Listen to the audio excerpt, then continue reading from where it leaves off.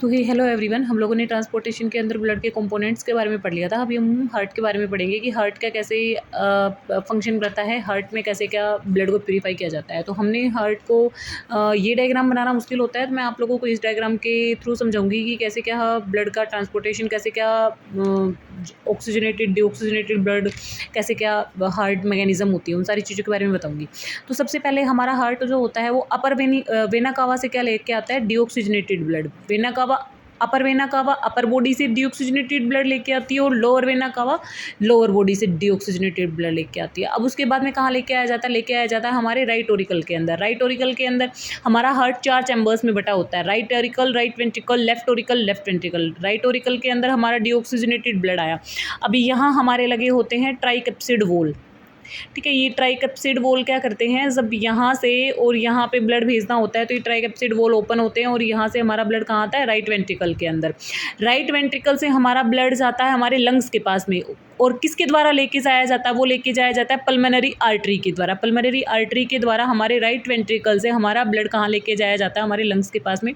Lungs के पास में हमारे उस ब्लड को ऑक्सीजनेटेड किया जाता है, मतलब जो डीऑक्सीजनेटेड बॉडी से ब्लड आया था उस बॉडी को यहाँ पे ऑक्सीजनेटेड किया जाता है, और ऑक्सीजनेटेड करके उसको कहाँ भेजा जाता है, हमारी पल्मोनरी वेन के द्वारा हमारे लेफ्ट ओरिकल के अंदर भेजा जाता है। लेफ्ट ओरिकल ये होते हैं बाइकैप्सिड वॉल। इधर क्या है, ट्राइकैप्सिड वॉल, और इधर क्या है, बाइकैप्सिड, क्योंकि इधर 3 है और इधर 2 है।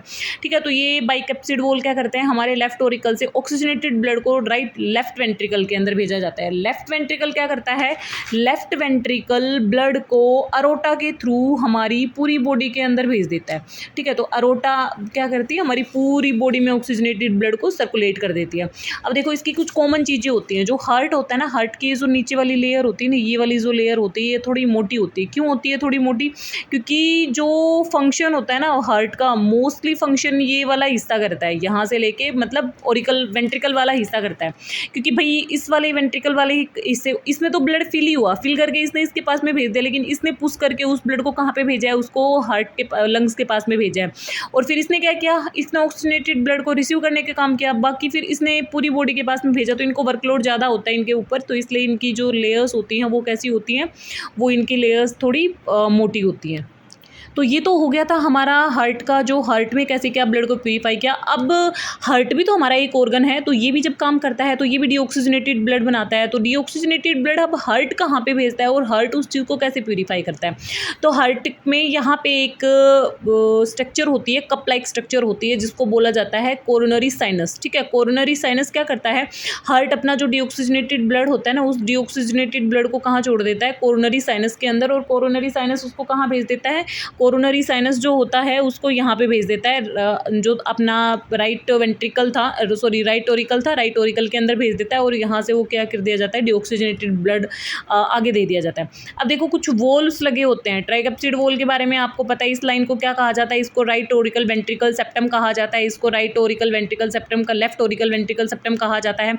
ये जो वॉल होता है इसको पल्मोनरी आर्टरी कहते हैं, जो लंग्स के पास में ब्लड को लेके जाता है, इसको पल्मोनरी वेन कहते हैं, जो ऑक्सीजनेटेड ब्लड को लेके आता है। फिर उसके बाद बाइकैप्सिड वॉल होते हैं, मैं बता ही चुकी हूँ। अरोटा जो होता है इसको सिस्टमेटिक आर्टरी भी बोलते हैं। ठीक है, ये आयोटिक वॉल होते हैं, जो अरोटा के ऊपर होते हैं, इसको आयोटिक वॉल्स बोला जाता है। ठीक है, अब इसके बाद में हार्ट का कैसे क्या मैकेनिज्म होता है। कोरोनरी आर्टरी जो होती है वो ऑक्सीजनेटेड ब्लड लेके आती है, कोरोनरी वेन जो होती है डीऑक्सीजनेटेड ब्लड लेके आती है। कहाँ भेजा जाता है डीऑक्सीजनेटेड ब्लड को, कोरोनरी साइनस के अंदर। ठीक है, अब ये हार्ट का एक मैकेनिज्म है जो आप लोगों को मैंने बताया।